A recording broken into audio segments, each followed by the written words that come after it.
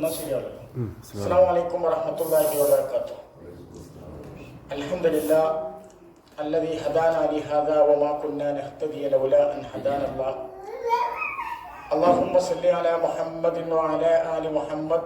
اتقوا الله عباد الله. أعوذ بالله من الشيطان الرجيم. بسم الله الرحمن الرحيم. وآتاكم من كل ما سألتموه وإن تعدوا نعمة الله لا تحصوها إن الإنسان لظلوم كفار.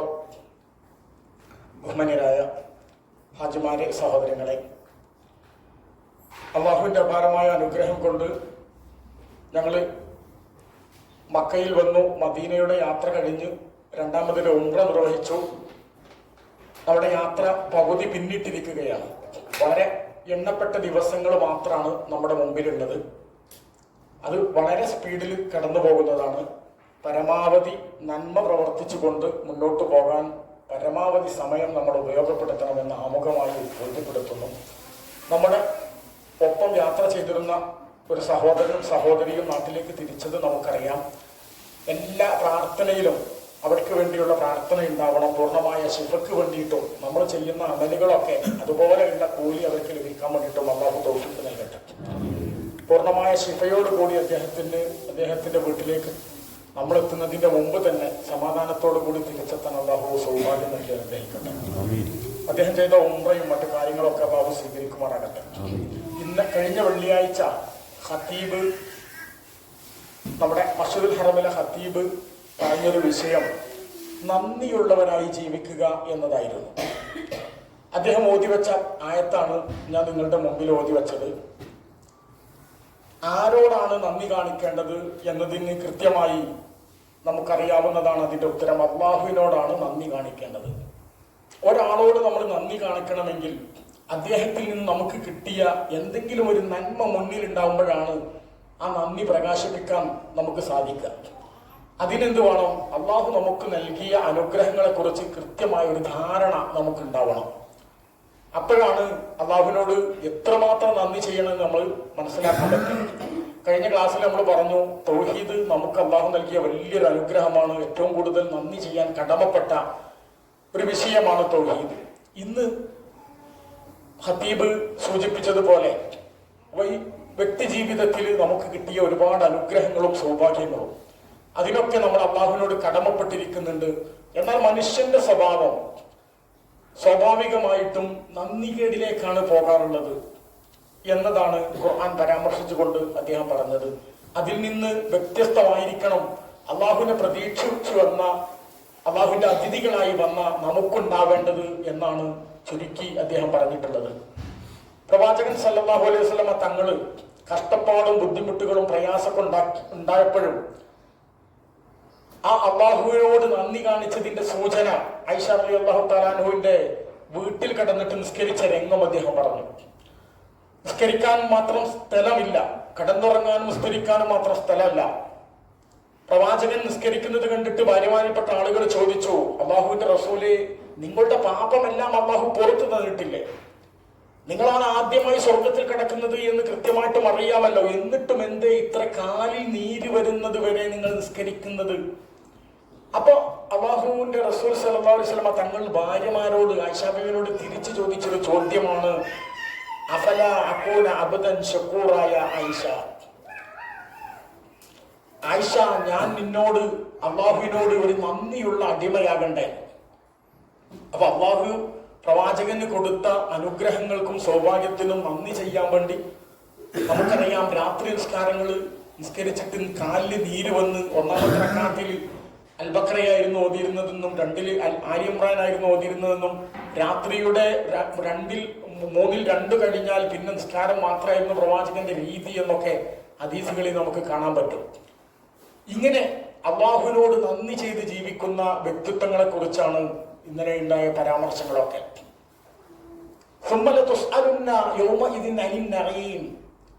പാരായണം ചെയ്യുന്നതാണ്, നമ്മളെപ്പോഴും പാരായണം ചെയ്യുന്ന ഒരു അധ്യായവും ഒരു ആയത്തുമാണത്. ആ ആയത്ത് അബൂബക്കർ റളിയല്ലാഹു അൻഹു ഉമർ റളിയല്ലാഹു അൻഹു റസൂലുള്ളാഹി ഓതി കൊടുക്കുന്ന ഒരു രംഗമുണ്ട്. പട്ടിണി കിടന്നിട്ട് വിശന്ന് ബുദ്ധിമുട്ടായിട്ട് മദീനയിൽ പുറത്തിറങ്ങിയ, വിശപ്പിന്റെ കാഠിന്യം കൊണ്ട് ഉറങ്ങാൻ കഴിയുന്നില്ല. അങ്ങനെ പുറത്തിറങ്ങി ഇങ്ങനെ നടക്കുമ്പോഴാണ് ഇരുട്ടത്ത് രണ്ടാളുകളുടെ രൂപം കാണുന്നത്. ആദ്യം കണ്ടത് അബൂബക്കർ റളിയല്ലാഹുവിനെയായിരുന്നു, രണ്ടാമത് ഉമർ റളിയല്ലാഹുവിനെയായിരുന്നു. എന്തിനാ നിങ്ങൾ പുറത്തിറങ്ങിയെന്ന് ചോദിച്ചപ്പോ, റസൂലെ നിങ്ങൾ എന്തേ പുറത്തിറങ്ങിയെന്ന് ചോദിച്ചപ്പോ, നിങ്ങളെയും ഇറക്കിയത് ഒരേ കാര്യമാണ്. ഒരു സഹാബിയുടെ വീട്ടിൽ ചെന്ന് ഒരു അല്പം ഈത്തപ്പഴം തിന്നുകൊണ്ടിരിക്കുമ്പോ അള്ളാഹുവിന്റെ റസൂൽ സല്ലല്ലാഹു അലൈഹി വസല്ലം തങ്ങൾ ആ സഹാബികൾക്ക് ഓതി കൊടുത്ത ആയത്താണ് ഇപ്പൊ നിങ്ങൾ ഈ ഭക്ഷിക്കുന്നതുണ്ടല്ലോ, കഷ്ടപ്പെട്ട് വിശന്നിട്ട് പുറത്തിറങ്ങിയതാണ്, അപ്പൊ കിട്ടിയിട്ട് ഭക്ഷിക്കുന്ന സാധനത്തെ കുറിച്ച് പോലും നിങ്ങളോട് തീർച്ചയായിട്ടും ചോദ്യം ചെയ്യപ്പെടും. അതിലും നീതിപൂർവമാണോ നിങ്ങൾ നിർവഹിച്ചത് എന്ന്. അപ്പൊ അള്ളാഹു നമുക്ക് നൽകിയ അനുഗ്രഹങ്ങളും സൗഭാഗ്യങ്ങളും എണ്ണി നോക്കിയാൽ അത് കണക്കാക്കാൻ നമുക്ക് സാധ്യമല്ല എന്ന ആയത്താണ്. നിങ്ങൾ ചോദിച്ചതെല്ലാം ഞാൻ നിങ്ങൾക്ക് നൽകി, അവർ ചോദിച്ചതൊക്കെ നാം അവർക്ക് കൊടുത്തു. അള്ളാഹുവിന്റെ നിഅമത്തുകളെ നിങ്ങൾ എണ്ണി നോക്കാൻ തീരുമാനിച്ചാൽ എണ്ണി കണക്കാക്കാൻ നിങ്ങൾക്ക് കഴിയൂല. എവിടുന്ന് എണ്ണ തുടങ്ങണം? നമ്മളെ ഓവർടേക്ക് ചെയ്തു പോകുന്ന വാഹനത്തിലെ നാം ഓടിക്കുന്ന വാഹനത്തെക്കാൾ നല്ല വാഹനം കാണുമ്പോൾ അതിലേക്ക് കണ്ണുവെക്കുന്ന ആളുകളാണ് നമ്മൾ. നമ്മുടെ വീടിനെക്കാട്ടിലും വലിയൊരു വീട് കാണുമ്പോൾ, നമ്മുടെ ഭാര്യയെക്കാട്ടിൽ സൗന്ദര്യമുള്ള ഏതെങ്കിലുമൊക്കെ ഒരു സ്ത്രീയുടെ രൂപം കാണുമ്പോൾ എല്ലാം നമ്മുടെ മനസ്സിന് പ്രസരിപ്പുണ്ടാകും. നമ്മളെപ്പോഴും മുകളിലേക്കാണ് നമ്മുടെ ചിന്തയുള്ളത്. അള്ളാഹുവിന്റെ പ്രവാചകൻ പറഞ്ഞു, ഉൻദുറു അസ്ഫല മിൻകും, നിങ്ങളിൽ നിന്ന് താഴെയുള്ളവരിലേക്ക് നിങ്ങൾ നോക്കണം. വലാ തൻദുറു ഫൗകക്കും, മുകളിലേക്ക് നിങ്ങൾ നോക്കരുത്. ഹുവ അജ്ദറു അല്ലാ തൻസറു നിഅമത്തില്ലാ, അല്ലാഹുവിന്റെ നിഅമത്തുകളെ ചെറുതായി കാണാതിരിക്കാൻ നിങ്ങൾക്ക് നല്ലത് അതാണ്. അന്ന് നമുക്ക് എന്താ നൽകിയത്? ഞാനൊരു പേപ്പർ തന്നിട്ട് അള്ളാഹു നൽകിയ അനുഗ്രഹങ്ങൾ എഴുതി എന്ന് പറഞ്ഞിട്ട് ഒരു പേപ്പർ വിതരണം ചെയ്താല് നമ്മൾ ഒന്നോ രണ്ടോ കാര്യങ്ങൾ എഴുതിയിട്ട് നമ്മളിപ്പോ എന്താ പടച്ചോൻ എനിക്ക് പ്രത്യേകം തന്നത് എന്ന് ആലോചിച്ചുകൊണ്ടിരിക്കും. എന്നാൽ വരാൻ പോകുന്ന 10 വർഷത്തിൽ നിങ്ങൾക്ക് എന്തൊക്കെയാണ് കിട്ടേണ്ടത്, കിട്ടേണ്ട അനുഗ്രഹങ്ങളോ അല്ലെങ്കിൽ ആവശ്യങ്ങളോ എഴുതി എന്ന് പറഞ്ഞാലോ, ഇപ്പൊ SLC ചെയ്ത കുട്ടിക്ക് പേപ്പർ കൊടുത്ത വായനയുണ്ടോ? ഒരു പേപ്പറോ 2 പേപ്പറോ ഒന്നും തന്നാൽ മതിയാകൂല. അതിന് മാത്രം ആഗ്രഹങ്ങളും സ്വപ്നങ്ങളുമാണ് നമ്മുടെ മുമ്പിലുള്ളത്. കിട്ടിയതിനെ കുറിച്ചല്ല നമ്മുടെ ആലോചന. മനുഷ്യൻ അങ്ങനെയാണ്. വരാൻ പോകുന്ന, കിട്ടാനുള്ള അല്ലെങ്കിൽ നഷ്ടപ്പെട്ടതിനെ കുറിച്ച് മാത്രമായിരിക്കും നമ്മുടെ ആലോചന. അതുകൊണ്ടാണ് അല്ലാഹു പറഞ്ഞത്, ഇന്നൽ ഇൻസാന ലസലൂമുൻ കഫാർ. ഇന്ന എന്ന് പറഞ്ഞ് സാക്ഷ്യപ്പെടുത്തുന്ന നൂനിന് ശ്രദ്ധിട്ടു, പിന്നെ ഒരു ലാമ് എക്സ്ട്രാ കൊടുത്തിട്ട് അതിനെ ഒന്നും കൂടി ശക്തിപ്പെടുത്തി. തീർച്ചയായിട്ടും മനുഷ്യൻ ലസലൂമുൻ കഫാർ, നന്ദി കെട്ടവനും നിഷേധിയും തന്നെ. അവനെല്ലാം കൊടുത്തത് ഞാനാണ്, അവനെല്ലാ സൗഭാഗ്യവും കൊടുത്തത് ഞാനാണ്. പക്ഷെ എന്നെ കുറിച്ച് അവന് കൃത്യമായ ഒരു ധാരണയില്ല. അവന് കൊടുത്തതിനെ കിട്ടിയതിനെ കുറിച്ച് ഒരു ഐഡിയ പോലില്ലാതെ കൊലത്തിൽ അവൻ നടക്കണം. 60 കഴിഞ്ഞിട്ട് മുട്ടിൽ നീർക്കെട്ട് വന്നപ്പോഴാണ് 60 വർഷക്കാലം ഈ മുട്ട് ഒരാളുടെയും ഒരഭിപ്രായമില്ലാതെ ഇഷ്ടംപോലെ നമ്മൾ ഉപയോഗിച്ചിട്ടുണ്ട്. എല്ലാ പാടത്തും പറമ്പത്തും മലയിലും ഓടിച്ചാടി നടന്നിട്ടുണ്ട്. പക്ഷെ ആ മുട്ടിലെ നീർക്കെട്ടിനെ കുറിച്ച് നമുക്ക് ആലോചന ഇല്ലായിരുന്നു. 40 കഴിഞ്ഞിട്ട് കണ്ണൊന്ന് കാണാതെ വന്നപ്പോഴാണ്, കണ്ണാട വെക്കാൻ തുടങ്ങിയപ്പോഴാണ് കണ്ണിന്റെ കാഴ്ചയെ കുറിച്ച് നമുക്ക് ബോധ്യമുണ്ടായത്. വെള്ളമിറങ്ങാതെ ചുമരിൽ ചാരിയിട്ട കട്ടിലിൽ കിടക്കുമ്പോൾ മാത്രമാണ് വെള്ളം കുടിക്കുക എന്നുള്ളൊരു അനുഗ്രഹമാണ് എന്ന് നമുക്ക് തിരിച്ചറിയാൻ സാധിച്ചത്. ഓരോ അനുഗ്രഹങ്ങളും നമ്മളിൽ നിന്ന് നീങ്ങിപ്പോകുമ്പോഴാണ് അതെനിക്കുണ്ടായിരുന്നു എന്നൊരു തിരിച്ചറിവിലേക്ക് മനുഷ്യനെത്തുക. അതുള്ള സമയത്ത് മനുഷ്യന് സാധിക്കാതെ പോകുന്നു. ഒരു വാഹനം കയ്യിലുള്ള ഒരാള് ആ വാഹനം ഇല്ലാത്ത സമയത്തൊന്ന് റോട്ടിലേക്ക് ഇറങ്ങി വെക്കുമ്പോഴാണ് ആ വാഹനം കയ്യിലുണ്ടായിരുന്നതിന്റെ ആ സൗകര്യം നമ്മൾ ഉപയോഗം മനസ്സിലാക്കി. നമ്മൾ ഇങ്ങനെ കാർ ഓടിച്ചു പോകുമ്പോ KSRTC ബസ്സിലും വണ്ടി ബസ് സ്റ്റോപ്പിൽ ഇരിക്കുന്ന ഒരാളുടെ പ്രശ്നത്തെ കുറിച്ച് നമുക്ക് അറിയില്ലായിരുന്നു. ഇങ്ങനെ മനുഷ്യന്റെ വ്യത്യസ്തമായ സ്വഭാവങ്ങൾ അങ്ങനെയാണ്. അള്ളാഹു പറയുന്നത്, അവര് നഷ്ടപ്പെടുമ്പോൾ മാത്രം അതിനെക്കുറിച്ച് ചിന്തിക്കുകയും അതെനിക്ക് നഷ്ടമായി എന്ന വ്യാകുലതയും ബോധ്യപ്പെടുത്തുകയും ചെയ്യുന്ന ഒരവസ്ഥയിലേക്കാണ് പോകുന്നത്. കിട്ടിയതിനെ കുറിച്ച് ആലോചിച്ച് നന്ദി പറയുന്ന ഒരു സ്വഭാവം മനുഷ്യനില്ലാതെ പോയിരിക്കുന്നു. രാവിലെ എണീറ്റപ്പോ തന്നെ നമ്മോട് അള്ളാഹുവിന്റെ പ്രവാചകൻ പറഞ്ഞു, നിങ്ങൾ ഒരു ഹംദ് ചൊല്ലിയിട്ടാണ് എണീക്കേണ്ടത്. അൽഹംദുലില്ലാഹില്ലദീ അഹ്യാനാ ബഅദമാ അമാതനാ വഇലൈഹിൻ നുശൂർ. വല്ലാത്തൊരു അത്ഭുതമാണ്. മരണമാകുന്ന ഈ ഉറക്കിൽ നിന്ന് എന്നെ എണീപ്പിച്ച് രണ്ടാമതൊരു ദിവസം കൂടി എനിക്ക് തന്നിട്ടുണ്ട്. പടച്ചോനെ, എനിക്ക് ബോധ്യമാവുകയാണ് നിന്നിലേക്ക് തന്നെയാണ് എന്റെ മടക്കം. അവിടെ മുതൽ ഓരോ മനുഷ്യനും പ്രവാചക സുന്നത്തനുസരിച്ച് അള്ളാഹു ബോധ്യപ്പെടുത്തുന്നത് ഓരോ ദിവസവും ഓരോ സമയവും നിങ്ങൾ അള്ളാഹുമായിട്ട് അവരിലേക്ക് മടങ്ങേണ്ടവനാണ് എന്ന ചിന്തയിലും ഒരു ഉണക്ക് കഴിഞ്ഞ് എണീക്കുമ്പം എണീക്കാത്ത എത്ര പേര് നമ്മുടെ ജീവിതത്തിൽ നമ്മുടെ പരിസരത്ത് കാണാൻ പറ്റും. അവരുടെ കൂട്ടത്തിൽ ഞാൻ പെട്ടിട്ടില്ല, രണ്ടാമതൊരു ജീവിതം എനിക്ക് കിട്ടിയിട്ടുണ്ട് എന്നൊരു തിരിച്ചറിവും അവന്റെ ഉറങ്ങുന്നത് വരെയുള്ള അവന്റെ എല്ലാ നല്ല പ്രവർത്തനത്തിനും എല്ലാ തെറ്റായ കാര്യങ്ങളിൽ നിന്നും മാറി നിൽക്കാനും നല്ലൊരു മോട്ടിവേഷനാണത്. പക്ഷെ അതിനെന്തുണ്ടാവണം? ആ ചിന്ത നമ്മുടെ മനസ്സിലുണ്ടാവണം. ഒരു വെള്ളം കുടിക്കുന്നത് അത്ഭുതമാണ്, അനുഗ്രഹമാണെന്ന് തിരിച്ചറിയണമെങ്കിൽ ഡയാലിസിസ് ചെയ്യുന്ന രോഗികളെ നമ്മളൊന്ന് സന്ദർശിക്കണം. കേരളത്തിന്റെ പല ഭാഗത്തും ഓരോ പഞ്ചായത്തിൽ 50-ലേറെ ആളുകളാണ് ഡയാലിസിസ് ചെയ്തുകൊണ്ടിരിക്കുന്നത്.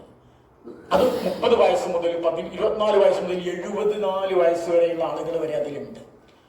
ഒരാഴ്ചയിൽ 3 തവണ ഡയാലിസിസ് ചെയ്തിട്ടാണ് അവരെന്ത് ചെയ്യുന്നത്? ജീവിച്ചു പോകുന്നത്. അവരെ സംബന്ധിച്ചിടത്തോളം അവരുടെ എല്ലാ പ്രശ്നങ്ങളും തീർന്ന് അവർക്കൊരു ആഗ്രഹവുമില്ല. നമുക്ക് എന്തെല്ലാം ആഗ്രഹമുണ്ട്, നല്ലൊരു ഫംഗ്ഷനിൽ പങ്കെടുക്കണം, വിവാഹത്തിൽ പങ്കെടുക്കണം, സൽക്കാരങ്ങളിൽ പങ്കെടുക്കണം, പെരുന്നാൾ വരുമ്പോഴും നോമ്പ് വരുമ്പോഴും വ്യത്യസ്തമായ ആഘോഷങ്ങളിൽ നമുക്ക് ഒരുപാട് ആഗ്രഹങ്ങളുണ്ട്. അവരെക്കുറിച്ച് അവരുടെ അടുത്തിരുന്നിട്ട് നമ്മൾ ചോദിച്ചാൽ നമുക്ക് മനസ്സിലാകുന്ന ഒരു ആഗ്രഹം കാര്യങ്ങൾ അള്ളാഹു സുലഭമായി കേരളത്തിൽ നമുക്ക് തന്ന പച്ചവെള്ളം, അത് ഇഷ്ടംപോലെ ഒന്ന് കുടിക്കാനുള്ള ഒരു സൗകര്യം കിട്ടിയാൽ മതിയായിരുന്നു. ക്രിയാറ്റിൻ 4-5 എത്തിയ ആളുകളോട് ഡോക്ടർ പറഞ്ഞ് 250 മില്ലി വെള്ളേ കുടിക്കാൻ പാടുള്ളൂ. അത് കറിയായിട്ടും ചായയായിട്ടും വെള്ളമായിട്ടും ഗുളികയായിട്ടും ഒക്കെ 8, 10, 11 ഗുളിക ഓരോ സമയത്ത് കുടിക്കാനുള്ള വെള്ളം തന്നെ അത് തികയൂല. പിന്നെ വെള്ളം കുടിക്കാതെ നിൽക്കുന്ന ആളുകളാണ് അവര്. അയാതെ എത്ര അസുഖം ബാധിച്ച ആളുകൾ. ഒരൊറ്റ രാത്രി കൊണ്ട് പനി ബാധിച്ച് ഒരു ഭാഗം സ്ട്രോക്ക് ആയ ആളുകൾ എത്ര ആളുകളെ നമ്മൾ കണ്ടു. ഫിസിയോതെറാപ്പി സെന്ററുകൾ സന്ദർശിക്കുന്ന ഒരാളാണ് ഞാൻ, പല ഘട്ടങ്ങളിൽ പോകാറുണ്ട്. അവിടെയൊക്കെ ആരോഗ്യമുള്ള 24-25 വയസ്സായ മക്കൾ ഭക്ഷണം കൊടുത്തില്ല എന്നല്ല, ദീനെ കളവാക്കിയവരെ കണ്ടോന്ന് ചോദിച്ചിട്ട് ആ കളവാക്കിയവരാരാ? യതീമുകളെ പരിഗണിക്കാത്തവൻ, പാവങ്ങൾക്ക് ഭക്ഷണം കൊടുക്കാത്തവൻ എന്നല്ല, ഭക്ഷണം കൊടുക്കാൻ പ്രേരിപ്പിക്കാത്തവൻ. മറ്റൊരു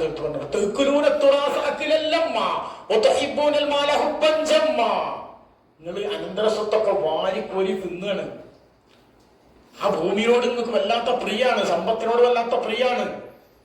അതില് ഓഹരി വെക്കുമ്പോഴാണ് കുടുംബം മുഴുവൻ തകരാറിലാവല്, എല്ലാം നഷ്ടപ്പെടുന്ന തകരാറിലാകുന്ന ഒരവസ്ഥ ഉണ്ടാകും. ദുനിയാവിന്റെ ദുർബലതയും മനുഷ്യന്റെ ആർത്തിയും കൃത്യമായി ബോധ്യപ്പെടുത്തിയിട്ട് നിങ്ങൾ എവിടെയാണ് പണിയെടുക്കേണ്ടത്, നിങ്ങൾക്കുള്ള ചിന്തയും കണ്ണും ഓരോ ഇരിക്കുന്ന ആളുകളുടെ കണ്ണിന് വ്യത്യസ്ത വിലയാണ്. നിന്റെ കണ്ണിന്റെ വിലയല്ല സലാംബായിന്റെ കണ്ണിന്റെ വില, അദ്ദേഹത്തിന്റെ കണ്ണിന്റെ വിലയല്ല യൂസുഫ് അലിന്റെ കണ്ണിന്റെ വില. എന്റെ ജീവിതത്തിൽ എനിക്ക് കിട്ടാവുന്ന പരമാവധി സമ്പത്ത് ഒരുമിച്ച് കൂട്ടിയിട്ട് എന്റെ കണ്ണിന്റെ കാഴ്ച നഷ്ടപ്പെടുകയാണെങ്കിൽ അത് കൊടുത്തിട്ട് ഞാനത് തിരിച്ചു വാങ്ങും. 3000 കോടി കൊടുത്താൽ യൂസുഫ് അലിന്റെ കണ്ണ് തിരിച്ചു കിട്ടുന്നുണ്ടെങ്കിൽ മൂപ്പരത് കൊടുക്കാൻ റെഡി ആയിക്കാരം, മൂപ്പര കയ്യിലുണ്ടെങ്കിൽ. അതാണ് കണ്ണിന്റെ വില. അത് അള്ളാഹ് ചോദിച്ചാൽ നിങ്ങൾക്ക് 2 കണ്ണ് ഞാൻ തന്നില്ല, നിങ്ങൾ അതിനെ കുറിച്ച് ആലോചിച്ചോ? എത്ര അന്ധന്മാരായ കണ്ണ് കാണാത്ത ആളുകൾ നിങ്ങളുടെ മുമ്പിലൂടെ നടന്നുപോയി. അപ്പോഴൊന്നും നിങ്ങൾക്ക് എന്തായിട്ടില്ല, ബോധ്യം വന്നിട്ടില്ല. അൽഹംദുലില്ലാഹ്, അവന്റെ മാതിരി പ്രയാസം എനിക്കില്ലല്ലോ, എനിക്ക് 2 കണ്ണ് തന്നിട്ടുണ്ടല്ലോ. നടക്കാൻ കഴിയാത്ത ഇഴഞ്ഞു നീങ്ങുന്ന ഫുട്പാത്തുകളിൽ കിടക്കുന്ന നെഞ്ചത്ത് പാത്രം വെച്ച് ശരീരത്തിന്റെ ചെറിയ മാംസളമായ ഭാഗങ്ങൾ കയ്യും കാലൊക്കെ ഇട്ട് സലാത്ത് ചൊല്ലി കിടക്കുന്ന ആളുകളുടെ മുമ്പിൽ നമ്മൾ 1-2 ഉറുപ്പിക ഇട്ട് കൊടുത്തിട്ട് തിരിച്ചു പോകുമ്പോ നമുക്ക് ആലോചന വരുന്നില്ല. ഈ ഒരു ഇതിലേക്ക് പ്രയാസത്തിലേക്ക് ഇന്ന അല്ലാഹു ഇട്ടിട്ടില്ലല്ലോ. അൽഹംദുലില്ലാഹ്. നമ്മൾ വാഹനവുമായിട്ട് ഒരു ഹൈവേയിലൂടെ 10 കിലോമീറ്റർ യാത്ര ചെയ്യുമ്പോ 1-2 ആംബുലൻസുകൾ സൈറൻ മുഴക്കി നമ്മളെ ഓവർടേക്ക് ചെയ്തു പോകുന്നു, നമ്മൾ റോഡ് സൈഡാക്കി കൊടുക്കുന്നു. പക്ഷെ നമ്മുടെ ചിന്തയിൽ വരുന്നില്ല, എന്നെ പോലെ ആരോഗ്യമുള്ള ഒരുത്തനാണ് ആംബുലൻസിന്റെ ഉള്ളിൽ ഒരു അത്യാഹിതം സംഭവിച്ചുകൊണ്ട് കടന്ന് മുന്നോട്ട് പോകുന്നത്. ആ ആംബുലൻസ് കാണുമ്പോൾ എനിക്ക് തോന്നുന്നില്ല, അൽഹംദുലില്ലാഹ്, ഞാനല്ലല്ലോ ആംബുലൻസിൽ കിടക്കുന്നത്. എവിടെ അല്ലാഹുവിന്റെ അനുഗ്രഹങ്ങളെ നമ്മൾ ഇന്ന് അതാ പറയുന്നത്. രാവിലെ എണീറ്റിട്ട് നമ്മൾ ബ്രഷ് എടുത്ത് പല്ല് തേക്കുന്നുണ്ട്, അപ്പൊ തുടങ്ങണം നമ്മൾ അൽഹംദുലില്ലാഹ് പറയാൻ. ഇന്ന് നമ്മുടെ പഞ്ചായത്തുകളിൽ, നമ്മുടെ നാടുകളിൽ, നമ്മുടെ കുടുംബത്തിൽ, നമ്മുടെ വീട്ടിൽ എല്ലാ പണിയും കഴിഞ്ഞിട്ട് ആ വീട്ടിലുള്ള ആളുകളുടെ സൗകര്യപ്രദമായി ചെന്നിട്ട് ബ്രഷും പേസ്റ്റും എടുത്ത് പല്ല് തേച്ച് കൊടുത്ത് ഒന്ന് തിരിഞ്ഞു കിടക്കണമെങ്കിൽ മറ്റൊരുത്തന്റെ പരസഹായത്തിന് വേണ്ടി കാത്തു കിടക്കുന്ന കിടപ്പിലായ രോഗികളെ നമ്മൾ കണ്ടിട്ടുണ്ട്. അപ്പോഴാണ് ഈ ബ്രഷ് പേസ്റ്റിലിട്ടിട്ട് പല്ല് തേക്കാൻ അള്ളാഹു നമുക്ക് തൗഫീക്ക് നൽകി, സ്വന്തം ഡ്രസ്സ് ധരിക്കാന്, ഒന്ന് കുളിക്കാന്, ഭക്ഷണം വാരി തിന്നാന്, എന്തെല്ലാം സൗഭാഗ്യം കിട്ടിയത്. ഇതൊന്നും നമ്മളെ സംബന്ധിച്ചിടത്തോളം എന്നല്ല. അതാണ് അള്ളാഹു പറഞ്ഞേ, നിങ്ങൾ അള്ളാഹുവിന്റെ അനുഗ്രഹങ്ങളെ എണ്ണി നോക്കുകയാണെങ്കിൽ ലാ തുഹ്സുഹാ, അത് എണ്ണി കണക്കാക്കാൻ നിങ്ങൾക്ക് കഴിയില്ല. ഇന്നൽ ഇൻസാന ലവലൂമുൻ കഫാർ, മനുഷ്യൻ നന്ദി കെട്ടവനാണ്. ഇതൊന്നും ആലോചിച്ച് ഒരു നന്മ ചെയ്യുന്ന നിലവിലല്ല അവനുള്ളത്. ഇവിടെ നമ്മൾ നല്ല ഇരുന്ന് ആലോചിക്കുക. ഒരു ഗ്ലാസ് വെള്ളം കുടിക്കാൻ സാധിച്ചാൽ വലിയ അനുഗ്രഹമാണ്. ഉമ്മയും ഉപ്പയും രോഗിയായി കിടക്കുമ്പോൾ വെള്ളം കൊടുത്തിട്ട് ഇങ്ങനെ ഇറങ്ങി വരുമ്പോൾ ഒരു അര ഗ്ലാസ് കുടിച്ചാൽ നമ്മൾ സമാധാനത്തോടു കൂടി പറയും, അൽഹംദുലില്ലാ അമ്മ ഒരു അര ഗ്ലാസ് വെള്ളം കുടിച്ചിട്ടോ. നമ്മൾ ദിവസം ഇഷ്ടം പോലെ കുടിച്ചുകൊണ്ടിരിക്കുന്നുണ്ട്. ഈ കുടിച്ച വെള്ളം ഒരു 12 മണിക്കൂർ മൂത്രയിക്കാൻ സാധിക്കണില്ലെങ്കിലും അപ്പോഴാണ് പ്രവാചകൻ ബാത്റൂമിൽ നിന്ന് ഇറങ്ങിയുള്ള പ്രാർത്ഥന പഠിപ്പിച്ചതിന്റെ ഗൗരവം നമ്മൾ അറിയാം. ഒരു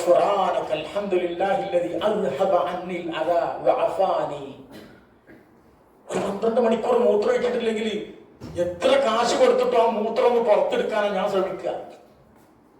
അതൊരു അനുഗ്രഹമായിരുന്നു എന്ന് നമ്മൾ തിരിച്ചറിയുന്നപ്പോഴാണ്, ആ സമയത്താണ്.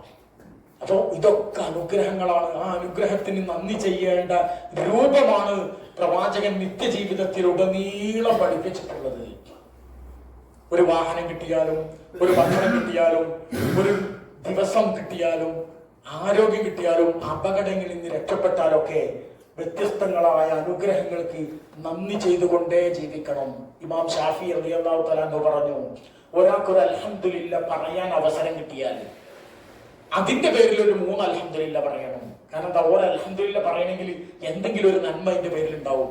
നന്മ ഉണ്ടായതോടല്ല 3 പറയാൻ പറഞ്ഞത്. ആ നന്മ ഉണ്ടായപ്പം അത് അല്ലാഹുവിൽ നിന്നുള്ള നന്മയാണെന്ന് തിരിച്ചറിയാൻ സാധിച്ചല്ലോ, അതിന് പറയണം ഒരു 3 അൽഹംദുലില്ലാ. അപ്പോ ഹംദ് എന്ന് പറയുന്നത്, അൽഹംദുലില്ലാ എന്ന് പറയുന്നത്, സുബ്ഹാനല്ലാഹ് എന്ന് പറയുന്നത്, അല്ലാഹു അക്ബർ എന്ന് പറയുന്നത്, ലാ ഇലാഹ ഇല്ലല്ലാഹ് എന്ന് പറയുന്ന 4 കൂടി കൂട്ടിയിട്ട് പ്രവാചകൻ പറഞ്ഞു, ഭൂമി ലോകത്ത് ഒരു മനുഷ്യൻ പറയുന്നത് വെച്ച് ഏറ്റവും സുന്ദരമായ 4 പദങ്ങളാണ് സുബ്ഹാനല്ലാഹി വൽഹംദുലില്ലാഹി വലാ ഇലാഹ ഇല്ലല്ലാഹു അല്ലാഹു അക്ബർ.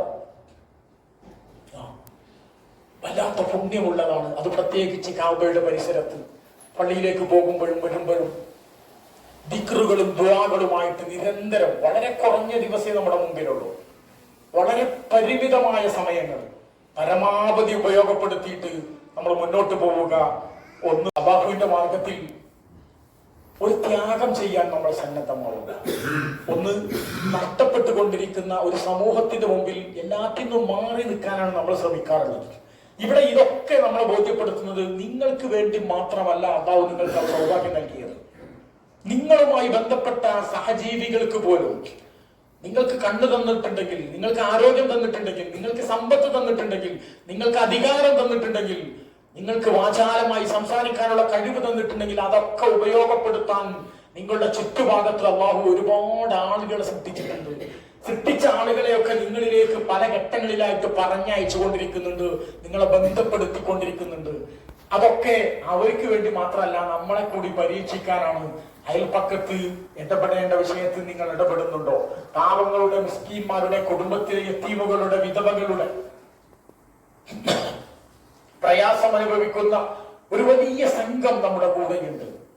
അവരെ ഒന്നും തിരിഞ്ഞു നോക്കാതെ, അത് സ്വന്തം സഹോദരിയാകാം, സ്വന്തം ആങ്ങളെയാകാം, സ്വന്തം കുടുംബത്തിലെയോ അല്ലെങ്കിൽ സമൂഹത്തിലെയോ വ്യക്തികളാകാം, സ്വന്തം അഹന്തിലെ കഷ്ടപ്പാടുള്ള ആളുകളാകാം, അവർക്കൊക്കെ വേണ്ടിയിട്ട് നന്മ ചെയ്യാനാണ് അല്ലാഹു നമ്മെ ഒരുപാട് അനുഗ്രഹങ്ങൾ നൽകി ഭൂമി ലോകത്തേക്ക്. അത് നിർവഹിക്കേണ്ട ഒരു ഉത്തരവാദിത്തമാണ് യഥാർത്ഥത്തിൽ അല്ലാഹുവിനോട് നന്ദി ചെയ്യുക എന്ന് പറഞ്ഞാൽ. അല്ലാഹു നൽകിയത് അർഹതപ്പെട്ട ആളുകളിലേക്ക് അത് എത്തിച്ചു കൊടുത്തുകൊണ്ടാണ്. നമ്മൾ സാധാരണ പാരായണം ചെയ്യാനുള്ള ഒരു സൂറത്ത് കൂടി നമുക്ക് പരിചയപ്പെടാം. സൂറത്ത് ആദിയാത്ത്. വൽആദിയാത്തി ളബഹൻ ഫൽമുരിയാത്തി ഖദഹൻ ഫൽമുഗീറാത്തി സുബ്ഹൻ ഫഅസറന ബിഹി നഖ്അ ഫവസറന ബിഹി ജംഅ. എത്ര സുന്ദരമായിട്ടാണ് ഒരു കുതിരയെ കുറിച്ചാണ് ഖുർആൻ സത്യം ചെയ്ത് പറയുന്നത്. സുബൈയുടെ സമയത്ത് കരിമ്പാറകളിൽ തട്ടി അതിന്റെ കുളമ്പുകൾ തട്ടി തീപ്പൊരി പാലിപ്പിച്ച് ശത്രുപക്ഷത്തേക്ക് തന്റെ യജമാനനെ തോളിലേറ്റി ഉളരി ഓടുന്ന കുതിരയെ തന്നെയാണ് സത്യം.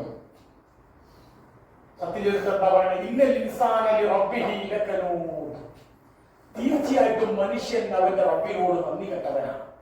എന്തിനാ മനുഷ്യൻ നന്ദി കെട്ടവനാണെന്ന് ഒരു കുതിരനെ പറഞ്ഞ് ആരൊരു ഹിക്മത്ത്. ആ കുതിരക്ക് ഭക്ഷണം കൊടുക്കുക മാത്രമേ ആള് ചെയ്യുന്നുള്ളൂ, യജമാനം ചെയ്യുന്നുള്ളൂ, കുതിരന്റെ മുതലാളി. ആ ഭക്ഷണം കൊടുക്കുന്നതിന്റെ പേരിൽ മാത്രം ആ മുതലാളി പറയുന്നത് എന്തും കേട്ട് സഹിച്ച് അതിന് കീഴൊതുങ്ങി ജീവിക്കണം കുതിര. അവനറിയാം, ആ കുതിരക്കറിയാം ഞാൻ ശത്രുക്കളുടെ ഇടയിലേക്കാണ് പോകുന്നത്, ഒരുപക്ഷെ വെട്ടി ഞാൻ ചത്തുപോയേക്കാം, പക്ഷെ എനിക്ക് ഭക്ഷണം തരുന്നവൻ നിങ്ങൾ നിലക്ക് സുബഹിയെന്നോ സുബഹിയുടെ മുമ്പെന്നോ രാത്രിയെന്നോ ഒന്നും പ്രശ്നമാക്കാതെ തന്റെ യജമാനെ പെരടിയിലേക്കിട്ട് ശത്രുപക്ഷത്തേക്ക് കുളമ്പുകൾ കല്ലിൽ തട്ടി തീപ്പൊരി പാലിപ്പിച്ച് ഓടുന്ന കുതിരയെ തന്നെയാണ് സത്യം. ആ കുതിര തന്റെ യജമാനോട് ചെയ്യുന്ന നന്ദി പോലും മനുഷ്യൻ അവന്റെ റബ്ബിനോട് ചെയ്യുന്നില്ല. ഇന്നൽ ഇൻസാന ലിറബ്ബിഹി ലകനൂദ്. തീർച്ചയായിട്ടും മനുഷ്യൻ റബ്ബിനോട് നന്ദി കെട്ടവനാണ്. വഇന്നഹു അലാ ദാലിക ലശഹീദ്. അവൻ നന്ദി കെട്ടവനായെന്നുള്ളതിന് അവൻ തന്നെ സാക്ഷിയാണ്. സുബ്ഹാനല്ലാഹ്. അവന്റെ പ്രവർത്തനം എടുത്ത് പരിശോധിച്ചാൽ മതി, അവൻ അതിന് സാക്ഷിയാണ്. എത്ര കിട്ടിയാലും അവന് മതിയാകൂല.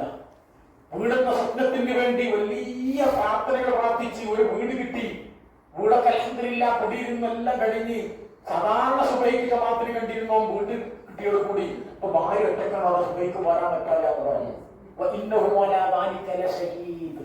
ഒരു കുടുംബം, നല്ലൊരു കുടുംബം കിട്ടാൻ വേണ്ടിയിട്ട് പ്രാർത്ഥിച്ച് മകളെ കെട്ടിക്കാൻ ഒരുപാട് പ്രാർത്ഥിച്ച് അന്വേഷിച്ച് 10ഉം 30ഉം കഴിഞ്ഞതിന് ശേഷമാണ് അൽഹംദുലില്ലാഹ് ഇപ്പൊ എനിക്ക് കിട്ടിയത് ഒരു നല്ല ബന്ധമാണ്, ഞാൻ ഉദ്ദേശിച്ചതുപോലെ നല്ലൊരു കുടുംബത്തെ കിട്ടിയിട്ടുണ്ട്. കിട്ടിയ അന്ന് മുതൽ, അത് നിശ്ചയം തീരുമാനിച്ച അന്ന് മുതൽ റബ്ബിനോട് നന്ദി കെട്ടവനാണെന്നുള്ളതിന് സാക്ഷ്യപ്പെടുത്തി അവിടെ ചെയ്യാവുന്ന എല്ലാ ഇസ്ലാമികതക്കും കൂട്ടു നിൽക്കുകയാണ്. അന്ന് വെറുതെ പറയല്ല, ചോദിക്കും. ഞാൻ അവന് എന്തെല്ലാം സൗഭാഗ്യങ്ങൾ അവൻ ഇഷ്ടപ്പെടുന്ന രീതിയിൽ കൊടുത്താൽ അവൻ റബ്ബിനോട് നന്ദി കാണിക്കും. അതിന് അവൻ സാക്ഷിയാണ്.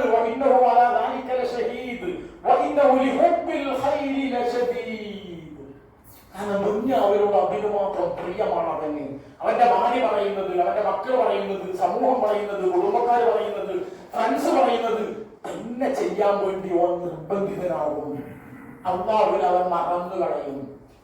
ഒരു വാഹനം കിട്ടിയാൽ ആ വാഹനം കൊണ്ട് എന്തെല്ലാം നന്മകൾ ചെയ്യാം.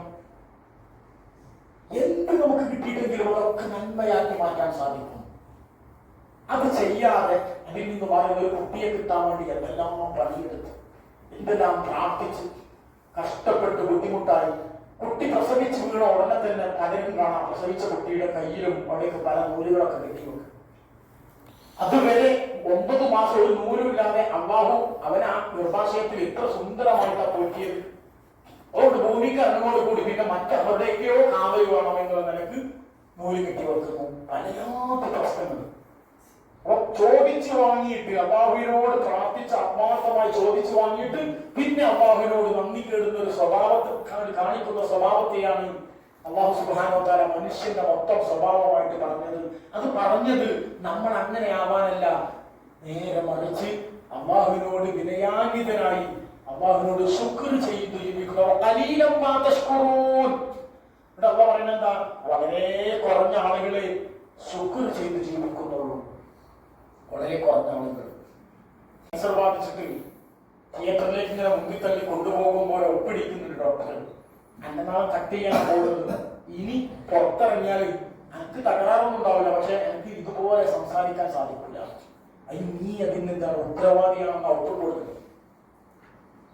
എത്ര രോഗികളെ നമ്മൾ കാണുന്നു, എത്ര ആണ്ടുകളിലേക്ക് നമ്മൾ പോകുന്നു, എത്ര മരണങ്ങൾ നേർക്കാഴ്ചകളായി നമ്മൾ കണ്ടുകൊണ്ടിരിക്കുന്നു. ഇതൊന്നും നമ്മളെ ജീവിതത്തിൽ ഒരു പരിവർത്തനം ഉണ്ടാക്കിയിട്ടില്ലെങ്കിൽ, നമ്മൾ കുടിക്കുന്ന വെള്ളത്തെക്കുറിച്ച് ആലോചിക്കുന്നില്ല, നിങ്ങൾ കഴിക്കുന്ന ഭക്ഷണത്തെക്കുറിച്ച് ആലോചിക്കുന്നില്ല. ഖുർആൻ എത്ര തവണ ആവർത്തിച്ച് ചോദിച്ചു. നിങ്ങൾ ആസ്വദിച്ചു കൊണ്ടിരിക്കുന്ന ഭൂമിയിലെ മുഴുവൻ സൗഭാഗ്യവും, രാത്രിയുടെ ഉറക്ക്, പകലിൽ നിങ്ങളുടെ ഉന്മേഷം, ആകാശഭൂമിയുടെ സൃഷ്ടിപ്പുകൾ എല്ലാം മനുഷ്യന് വേണ്ടിയിട്ട് അല്ലാഹു ഔദാര്യമായി നൽകിയതാണ്. പക്ഷെ അതിലൊന്നും ഒരു നന്മയും കണ്ടെത്താതെയോ അല്ലെങ്കിൽ ഒരു അനുഗ്രഹമാണെന്ന് തിരിച്ചറിയാതെയോ അതിന് നന്ദി ചെയ്യാതെയോ തിരിച്ചു പോയി കഴിഞ്ഞാൽ അല്ലാഹുവിന്റെ അടുക്കൽ വലിയ കഷ്ടപ്പാടുകൾ ബുദ്ധിമുട്ടുകൾ അനുഭവിക്കുന്ന ആളുകളായി നമ്മൾ മാറും. അല്ലാഹു അതിൽ നിന്ന് നമ്മളെ കാത്തുരക്ഷിക്കുമാറാകട്ടെ. അത്ഭുതകരമായ ഒരു തെരഞ്ഞെടുപ്പാണ് കഴിഞ്ഞ ദിവസങ്ങളിൽ നമ്മളെ അല്ലാഹുവിടെ എത്തിച്ചിട്ടുള്ളത്. ഇനി ആർക്കൊക്കെ ഇവിടെ വരാൻ സാധിക്കും നമുക്കറിയില്ല. നമ്മൾ പ്രായമൊക്കെ അതിന് മാത്രം വളരെ പിറകിലാണത്. മറ്റൊരു തവണ ഇവിടെ തിരിച്ചു വരാൻ സാധിക്കുമോ നമുക്കറിയില്ല. അവസാന ഘട്ടത്തിൽ നമ്മൾ കാബയോട് വിട പറഞ്ഞു പോകുമ്പോൾ നമ്മുടെ മനസ്സിൽ നല്ല ഒരു തീരുമാനം ഉണ്ടായിരിക്കണം. നല്ല തീരുമാനം, അല്ലാഹുവിന്റെ ശുക്ർ ചെയ്ത് ജീവിക്കാൻ. ഇനി വളരെ കുറഞ്ഞ കാര്യം നമ്മൾ ശ്രദ്ധിച്ചാൽ മതി. പോകുന്നതിന്റെ മുമ്പ് പൂർണ്ണമായിട്ടും ഇസ്തിഗ്ഫാറുകൾ, പൂർണ്ണമായി നമ്മൾ ചെയ്ത എല്ലാ പാപത്തിൽ നിന്നുള്ള മോചനം, അതിനുവേണ്ടി ഇസ്തിഗ്ഫാർ ചെയ്തുകൊണ്ടേയിരിക്കുക. അതിനപ്പുറം ഇനി ഒരു ഇസ്തിഗ്ഫാർ ചെയ്യാനുള്ള അവസരം നമുക്ക് ഉണ്ടാവുന്നത് തിരിച്ചു ചെല്ലുന്നത് നമ്മുടെ റമളാനിന്റെ പരിസരത്താണ്. ആ ചൈതന്യം കാത്തു സൂക്ഷിച്ച് മുന്നോട്ട് പോകാൻ പറ്റുന്ന സമയത്താണ്. അല്ലാഹുവിന്റെ തൗഫീഖ് ഉണ്ടെങ്കിൽ ആ ചൈതന്യം എത്ര കാലം നമുക്ക് കാത്തു സൂക്ഷിക്കാൻ പറ്റുമോ അതുവരെ കാത്തു സൂക്ഷിക്കാൻ ഈ ഒരു 15 ദിവസത്തെ ഹറവുമായിട്ടുള്ള ഈ പരിചയം മാത്രം മതി. നമ്മുടെ കൺമുമ്പിൽ ഹറമിങ്ങനെ കാണും. ഓരോ ദിവസവും നമ്മൾ ഞെട്ടി ഉണരുമ്പോ ഹറമിലേക്ക് പോകാൻ വേണ്ടി ഉണർന്നതാണെന്ന് നമുക്ക് തോന്നും. ഉറക്കത്തിൽ നമ്മൾ സ്വപ്നം കാണും. നമുക്കൊക്കെ അറിയാം, നമ്മൾ ഡ്രൈവിംഗ് പഠിച്ചെന്ന് പകുതി പഠിച്ചെന്ന് നമ്മൾ ഡ്രൈവ് ചെയ്ത് ഇങ്ങനെ പോകുന്ന ഉറക്കത്തിൽ കണ്ടവരായിരിക്കും കൂടുതൽ ആൾക്കാർ. ഇതുകൊണ്ടാണ് നമ്മുടെ മാനസികമായ ബന്ധം. അതുപോലെ ഇവർ നമുക്ക് തിരിച്ചു ചെന്നാൽ ഉടനെ അല്ലാഹുവിന്റെ കാവാലയത്തിലേക്ക് പോകുന്നത് നമ്മൾ ഇങ്ങനെ കാണും.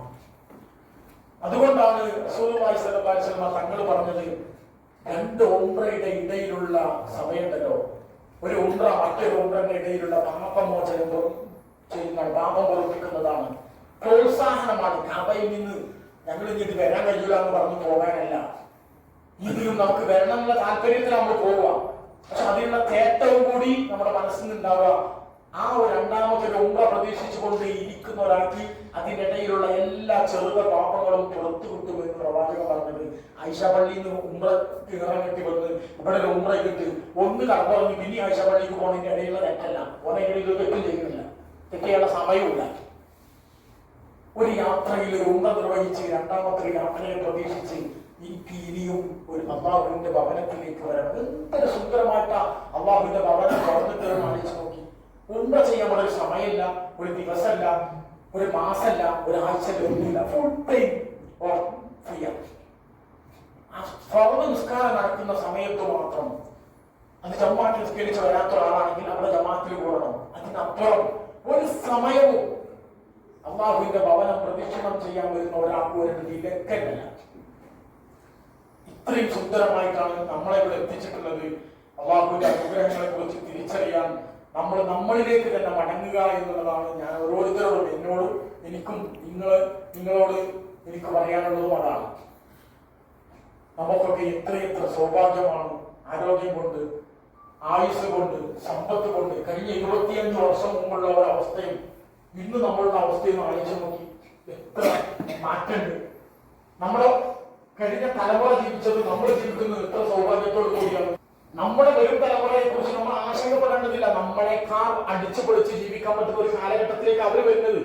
നമ്മൾ ഇന്ന് അല്ലാഹുവിന് ശുക്ർ ചെയ്യേണ്ടതൊക്കെ ആ ഭാഗമൊക്കെ മാറ്റി വെച്ചിട്ട് നമ്മൾ സുരക്ഷിതത്വമാക്കുന്നത് ആരെയാണ്? ഇതിനെയും നമ്മുടെ മക്കളെയും ഒക്കെ ഭാവി ജീവിതം ഭാസുരമാക്കാൻ വേണ്ടിയിട്ടാണ് നമ്മൾ എന്ത് ചെയ്യുന്നത്? അല്ലാഹുവിനോട് ശുക്ർ ചെയ്യേണ്ട ഭാഗം നമുക്ക് പലതും നഷ്ടപ്പെടുന്നത് അവിടെയാണ്. അതിന്റെ ഒരു ആശങ്കയെ വേണ്ട. കാരണം എന്താ, നമ്മളെ കഴിഞ്ഞ തലമുറ പോയതിനെക്കാട്ടിലും ഉഷാറായിട്ട് നമ്മളെ അല്ലാഹുവിന് കൊണ്ടുവരാൻ സാധിക്കും. തീർച്ചയായിട്ടും നമ്മൾ വെച്ച് ജീവിക്കും. നമ്മൾ ഈ എടുത്ത വീടൊക്കെ വെച്ച് നിരത്തും, അവർ വേറെ വീടുണ്ടാക്കും. തറവാടെന്നൊന്നും പറഞ്ഞിട്ട് കാര്യമില്ല. അതിലേറെ നല്ല കാഴ്ചപ്പാടുകളും അതിലേറെ നല്ല നമ്മൾ വാങ്ങിയ ശമ്പളത്തിന് ഓരോ മക്കളുടെ ശമ്പളമൊക്കെ കിട്ടാൻ നമ്മൾ വെട്ടിപ്പോകും. മൂന്നാഴ്ച ശമ്പളം വാങ്ങുന്ന എത്രയൊക്കെ പേരാണ് നമ്മളെ പരിസരത്തുള്ളത്. നമ്മളെ മുമ്പുള്ള ആൾക്കാരൊക്കെ എത്ര വാങ്ങി 12,000 രൂപ 10,000 രൂപ ശമ്പളം എന്ന് പറഞ്ഞാൽ വലിയ ശമ്പളമായിരുന്നു അല്ലെ? അതൊന്നും ഒരു വിഷയമല്ല. അപ്പൊ അവരുടെ കാര്യത്തിൽ നമ്മൾ ആഹാരം നഷ്ടപ്പെടുത്തിക്കൊണ്ട് ശുഷ്കിച്ച് പിശുക്ക് കാണിച്ച് അവർക്ക് വേണ്ടി എന്തെങ്കിലും ബാക്കിയാക്കി എന്റെ ജീവനും ജീവിതവും എന്റെ സമ്പത്തൊക്കെ എനിക്ക് വേണ്ടി ഒന്നും ഉപയോഗിക്കാതെ നാളെ ഖബറിലേക്ക് കടക്കുമ്പോൾ വെറും കൈയോടെ പോകേണ്ട ഒരു ഗതികേട് നമുക്കുണ്ടാവരുത്. അല്ലാഹു നമ്മെ കാത്തിരക്ഷിക്കുമാറാകട്ടെ. അവൻ നന്ദി ചെയ്തുകൊണ്ട് ഭൂമിയുടെ ഏത് ഭാഗത്താണെങ്കിലും അവന് ശുക്ർ ചെയ്തുകൊണ്ട് ആരോഗ്യത്തോടു കൂടി ജീവിക്കാനുള്ള എല്ലാ തൗഫീഖും അല്ലാഹു സുബ്ഹാനഹു വ തആല നമുക്ക് പ്രദാനം ചെയ്യുമാറാകട്ടെ. നമ്മുടെ സാഹിബിന് വളരെ പെട്ടെന്ന് പൂർണ്ണമായ ശ്രദ്ധ നൽകി അല്ലാഹു അനുഗ്രഹിക്കുമാറാകട്ടെ. അവർക്ക് വേണ്ടി പ്രാർത്ഥിക്കാനും അവരുടെ അമലുകളൊക്കെ സ്വീകരിക്കാനും നാം ചെയ്യുന്നത് പോലെയുള്ള അമലുകളുടെ പുണ്യം അവർക്ക് കിട്ടാനും അല്ലാഹു തൗഫീഖ് നൽകി അനുഗ്രഹിക്കുമാറാകട്ടെ. അവരുടെ കുടുംബത്തിന് അല്ലാഹു സമാധാനം നൽകി അനുഗ്രഹിക്കുമാറാകട്ടെ. അല്ലാഹുവേ, ഞങ്ങൾ ദുർബലരാണ്, ഞങ്ങൾ പാപികളാണ്. ദുർബലമായ ഒരു നിമിഷത്തിൽ ചെയ്തു പോയ ഒരുപാട് തെറ്റുകളുണ്ട്. നിന്നോട് മാരകമായ എന്തെങ്കിലും തെറ്റ് ചെയ്തിട്ടുണ്ടെങ്കിൽ അല്ലാഹുവേ ഞങ്ങളോട് പുറത്തു തരണമെന്നവരാണ്. നല്ല മനസ്സിന്റെ ഉടമകളായി, നല്ല സ്വഭാവത്തിന്റെ ഉടമകളായി, ശുദ്ധീകരിക്കപ്പെട്ട വ്യക്തികളായി ജനിച്ച കുട്ടികളുടെ പാപമോചനം പോലെ പാപമോചനം കിട്ടി നാട്ടിലേക്ക് തിരിക്കാനുള്ള തൗഫീഖും സൗഭാഗ്യവും എല്ലാം അനുഗ്രഹിക്കണമെന്നവരാണ്. ബാക്കി വരുന്ന ജീവിതകാലത്ത് ഈ ഒമ്പയിലും കാബാലയത്തിന്റെ സാമീപ്യത്തിലും ഞങ്ങൾ ആർജിച്ചെടുത്ത പൂർണ്ണമായ ആത്മീയമായ ചൈതന്യം ജീവിതത്തിൽ നിലനിർത്തി മുന്നോട്ട് പോകാൻ നീ ഞങ്ങളെ സഹായിക്കണേ തമ്പുരാനെ. ഈ യാത്രയിലുടനീളം നീ ഞങ്ങളെ സഹായിക്കണേ തമ്പുരാനെ. നിങ്ങളുടെ സ്നേഹബന്ധങ്ങൾ, നിങ്ങളുടെ സൗഹൃദങ്ങൾ ഇതിലൊന്നും കോട്ടം തട്ടുന്ന ഒരു പ്രവർത്തനവും ഞങ്ങളിൽ നിന്ന് ആരിൽ നിന്നും നീ ഉണ്ടാക്കരുതേ തമ്പുരാനെ. ദീനിന്റെ മാർഗത്തിൽ ലാ ഇലാഹ ഇല്ലല്ലാഹയുടെ സുന്നത്തിന്റെ ആ മാർഗത്തിൽ ഒന്നിച്ചവരാണ് ഞങ്ങൾ. അല്ലാഹുവേ, സ്നേഹബന്ധം നീ ഞങ്ങൾക്ക് നിലനിർത്തി തരണം തമ്പുരാനെ. ربنا آتنا في الدنيا حسنة وفي الآخرة حسنة وقنا عذاب النار وصلى الله تعالى وسلم على محمد وآله وصحبه وسلم.